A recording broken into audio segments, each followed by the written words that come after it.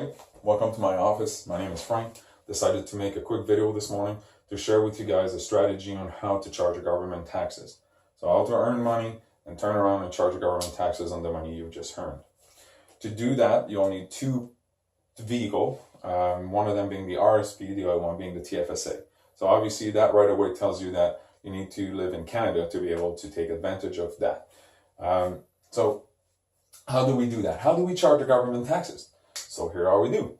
RSPs. First of all, most of you have heard of these things. RSP is a program for your retirement to give you some advantages to encourage you to save for retirement. The contribution room, or the amount of money you can put into an RSP every year, grows by 18% of your earned income. Now, obviously, there's a max to that. Last year was $24,930. That room, when you don't use it in any given year, adds up. It carries forward. So it adds up to the year before, and it adds up to the year coming. If you don't contribute, they all add up. So some of you right now might be sitting on like hundreds of thousands of dollars, like $120,000, $125,000 worth of uncontributed room. The most important thing of this is that an RSP is a tax deduction. So what does that mean? You have tax deduction and you have tax credits. When I reduce my tax burden to zero, and I still have tax credits, those tax credits are useless in that year. And if they qualify for a carry forward, then great, or going back in time, perfect. But in the most cases, they're pretty much dead.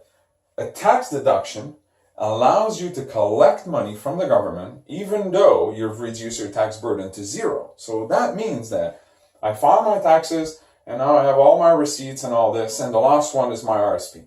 I work out all my receipts and then, worked out that I owe the government zero taxes that year because I had such a great strategy. And then I go, oops, but I still have my RSP deduction.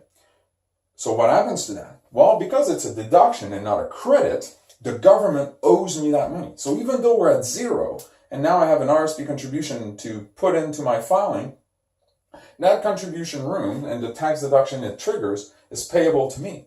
So even though it was at zero, and now I've put X amount of money in my RSP, triggers a refund, that refund is a check the government will send me. So that's important. Now, when I withdraw money from an RSP, I get taxed on it, right? So there's ways to get it out that are more efficient than others, but that's not the point of this. And a very important thing to know about RSPs and the strategy right now is your marginal tax bracket. Marginal tax bracket is basically the effective rate at which the government charges you taxes. Simple as that.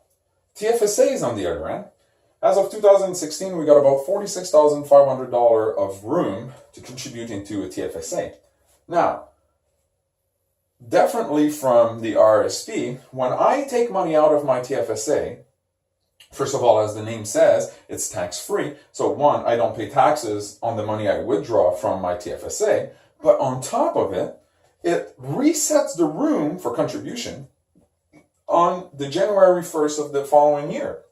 So that doesn't happen with RSPs unless you're like in a program like the Home Buyers Program and you pay back your room. But in a TFSA, you can take that money out anytime, and once that money is taken out, let's say $10,000, now the next year, when there's additional contribution room coming, I will also regain that $10,000. So every single year, I never lose this.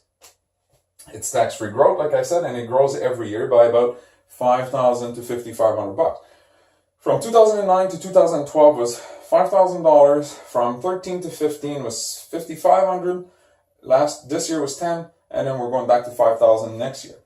So one thing to notice here is that the TFSA room grows about 4 to 5 times slower than the RSP contribution room.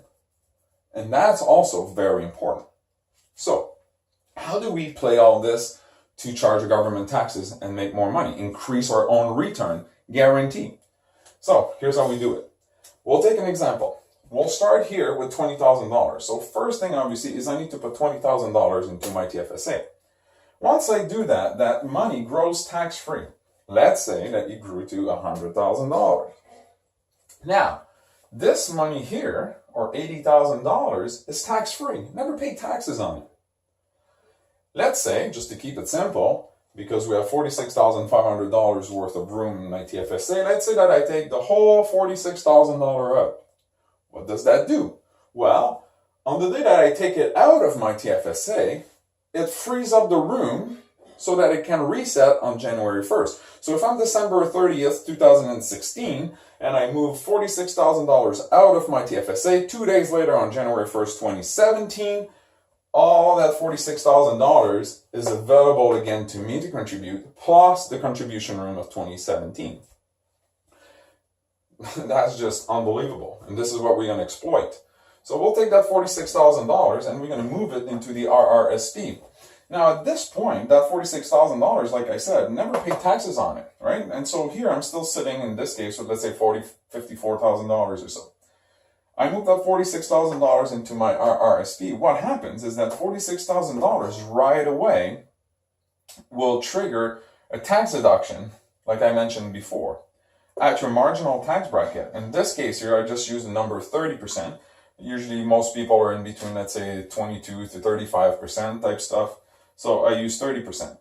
So 30% of $46,000 is roughly $14,000. That is brand new money, taxed money. You've never paid taxes on that 46. You put into RSP and you send the government a little receipt that says, I did this year, you owe me $14,000. Now I can take that $14,000 and move it right back into the TFSA and start the cycle all over again. And just keep on going and keep on going and keep on going, because every year my RRSP grows by about $20,000 more than my TFSA. So unless every year you're bagging 4 or 5 multipliers, you'll always have plenty of room to put your money into your RSP. And the years that you do better, then great for you. It's also important to notice that this means that I've just increased, my return on my money here by 30%. Overall, it's a 15% increase in the case of my $100,000. I can also look at it and say, now I've replaced almost all of the money that I was taxed on to start with. So now, really, it's tax-free money that's just circulating and creating taxes for me. You're creating taxes by putting that money through the cycle. Now, one other important thing here for investors, those that are more hands-on, is that when you hold, let's say, shares or units of mutual funds or whatever you hold in TFSA, most of these things qualify for a transfer in kind, which means that you don't need to liquidate your investment to move it over here and get the tax refund. You can move it in kind over here, keep property or ownership of your shares or of your units or whatever it is that you own, move it here and get the value of the deduction. So I don't know how to mention this and not blow your mind. Like, I mean, this is a cycle that you can repeat over your entire life and create a lot of money for yourself by charging the government taxes. So if you guys have any questions about it, comments or whatnot, don't hesitate to reach me or put comments below, and I'll be happy to share more information with you guys. Cheers.